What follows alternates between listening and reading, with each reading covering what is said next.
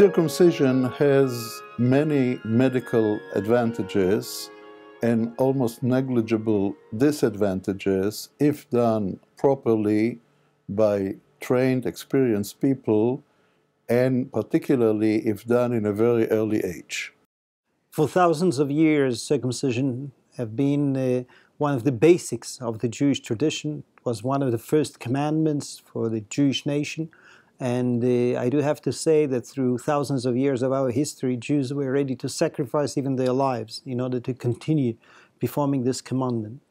In Jewish tradition, circumcision is done on the 8th day of birth. A very young baby, who on one hand already has enough coagulation factors, which is unbelievable. It's exactly around the 8th day when the baby has its own coagulation factors. And on the other hand, his sense of pain is very, very low.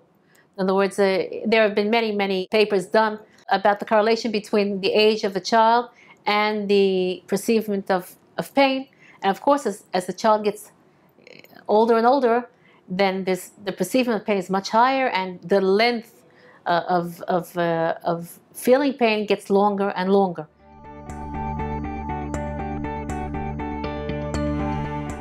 There is vast support evidence, what we call evidence-based medicine, based on highly significant, large population studies that have proven the benefit of circumcision in the prevention of sex-contagious diseases like HIV, herpes, that are infecting more often males, and there are some implications to females too. Males who are not circumcised, and there are some works that have proven less cervical cancer in women with partners who are circumcised. I'm going to speak about the medical benefits of doing male circumcisions. One is at the younger age, is a reduction in the occurrence of UTI, urinary tract infections. UTI is a serious disease that can leave kidney scars. And we're talking about cancer. There's a significant decrease in the rate of penile cancer and even prostate cancer. So these are all huge benefits for the person itself. Now we're looking at the partner. Studies have shown significantly low rates of HPV infections, which leads to cervical cancer, low rates of bacterial vaginosis, and so forth.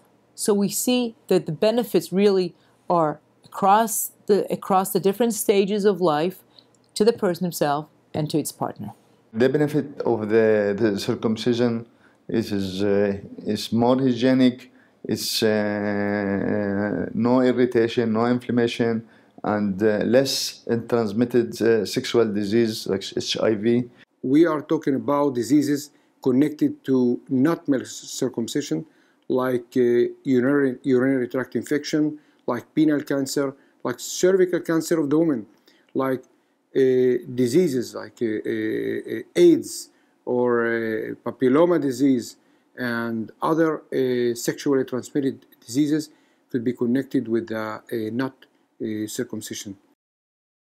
It has been proven undoubtedly that circumcision is one of the best preventive and protective agents to avoid HIV and AIDS, and that is proven to such a degree that in Africa it is being done even to adults, so that the transmission of such a terrible disease will be avoided.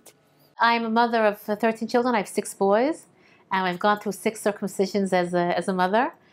I've also gone through 12 circumcisions of my grandchildren. I've gone through the process quite a few times. I don't have any remorse about it, and I think it was just the right thing to do. It's very important to continue this tradition. I'm not sure that any kind of legislation or decree could compete with the desire to keep basically the commandment that kept the Jewish people as one nation for thousands of years.